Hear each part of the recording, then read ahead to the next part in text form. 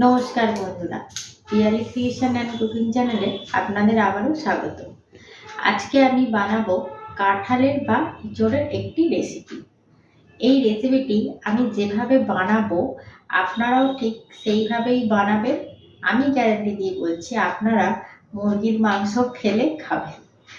তো বন্ধুরা, এই রেসিপিটি খুবই সহজ পদ্ধতিতে বানাবো। তো দেখতে থাকুন আমি কিভাবে বানাই। আর এই রেসিপিটি রুটি, লুচি, ভাত সব কিছুর সঙ্গেই কিন্তু খাওয়া যাবে।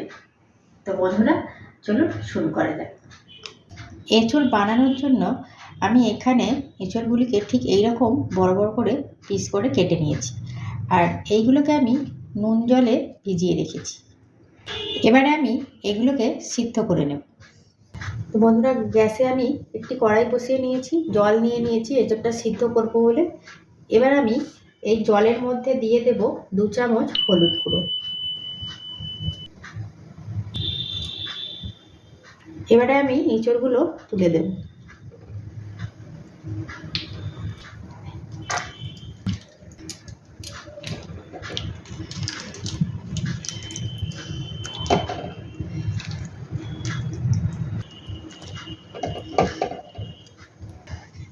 ঢাকা দিয়ে 10 মিনিট ফুটিয়ে নেব।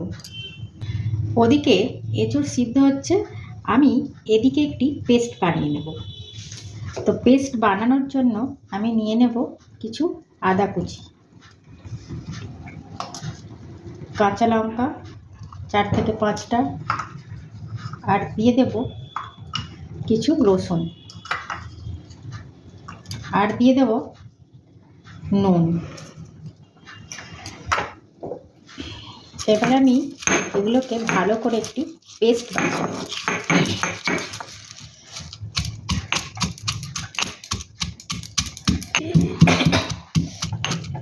তো বন্ধুরা দেখুন, এখানে আমার পেস্ট রেডি।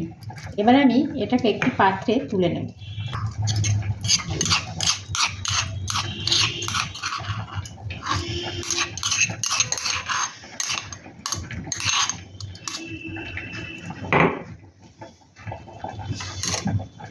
তো বন্ধুরা, এবার আমি দেখবো ঢাকাটা খুলে। তো দেখুন বন্ধুরা, সিদ্ধ হয়ে গিয়েছে। আমি আধ সিদ্ধ করে নিয়েছি। এবার আমি এগুলোকে ছেঁকে ছেঁকে তুলে নেব।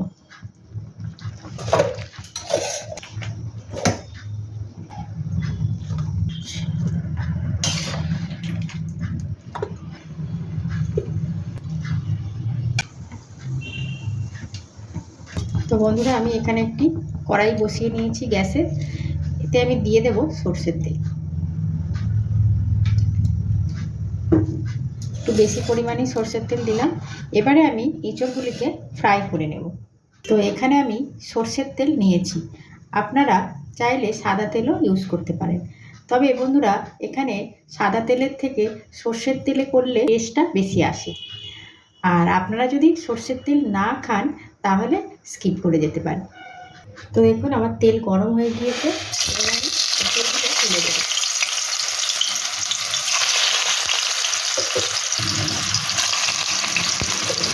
তো বন্ধুরা, এখানে আমি এঁচোড়গুলিকে ভালো করে লাল লাল করে ভেজে নেব। এখানে যতটা পরিমাণ লাল লাল করে ভালো করে ভাজবেন ততটাই কিন্তু এই রেসিপির টেস্টটা বাড়বে। তো দেখুন, এখানে এঁচোড়গুলি লাল লাল করে আমার ভাজা হয়ে গিয়েছে। এবারে আমি এগুলি তুলে নেব।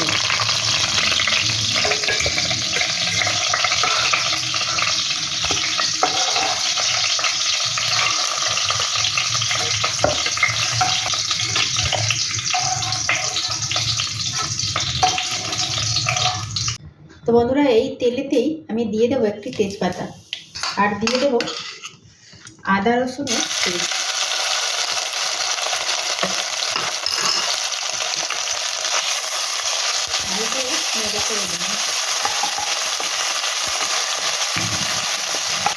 এখানে আদা রসুন হালকা ফ্রাই হয়ে গিয়েছে। এবার আমি এতে তুলে দেবো পেঁয়াজ। এখানে আমি 3টে বড় সাইজের পেঁয়াজ নিয়েছি। এটাকে আমি হালকা ব্রাউন করে ভাজবো।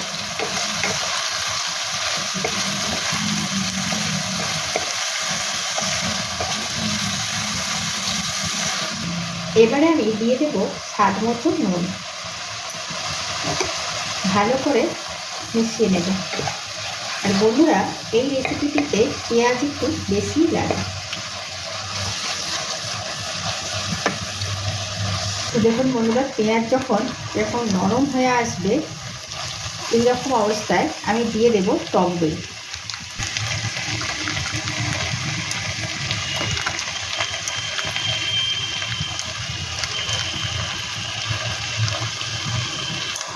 আমি এখানে 50 গ্রাম টক দই নিয়েছি।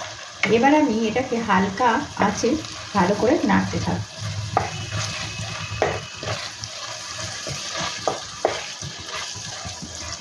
তো বন্ধুরা, এবারে আমি দিয়ে দেবো এতে ধনে গুঁড়ো।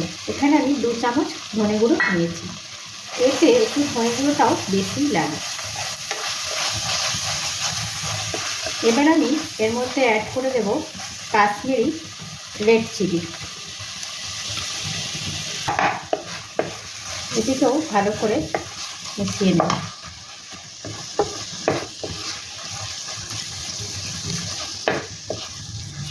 তো বন্ধুরা, মশলা আমার এখানে পুরোপুরি রেডি, তেল ছেড়ে দিয়েছে। এবার আমি এর মধ্যে তুলে দেব ভেজে রাখা কাঁঠাল। মশলার সাথে ভালো করে আমি কাঁঠালগুলিকে মিশিয়ে নেব।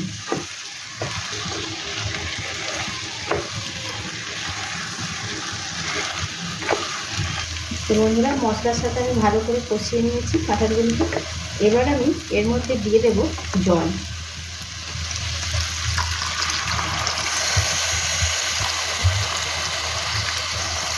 তো বন্ধুরা, জল অ্যাড করা হয়ে গিয়েছে। এবার আমি ভালো করে নেড়ে ছেড়ে 5 মিনিট ঢাকা দিয়ে ফুটিয়ে নেব। তো বন্ধুরা দেখুন, এখানে কাঁঠাল আমাদের পুরোপুরি রেডি। এবার আমি এর মধ্যে দিয়ে দেব গুঁড়ো গরম মশলা। গরম মশলাটা একটু বেশিই দেব। এবারে আমি এটাকে ভালো করে নেড়ে ছেড়ে গ্যাসের ফ্লেমটাকে অফ করে দেব। এবারে আমি দিয়ে দেব আধখানা পাতিলেবুর রস। একটু নেড়ে নেব। তো বন্ধুরা, এখানে আমার কাঁঠালের রেসিপি পুরো রেডি। এবার আমি আপনাদেরকে প্লেটিং করে দেখাবো। তো বন্ধুরা দেখুন, এখানে কাঁঠালের রেসিপি পুরো রেডি। আর কাঁঠালের রেসিপি এইরকম একবার বাড়িতে বানিয়ে খাবেন। আমি বলছি, এই রেসিপিটি যদি একবার করে খান তো চিকেন মাটন ভুলে যাবেন। তো বন্ধুরা, আজকের এই পর্যন্তই। আবার কালকে দেখা হবে অন্য আরেকটি ভিডিওতে। টাটা।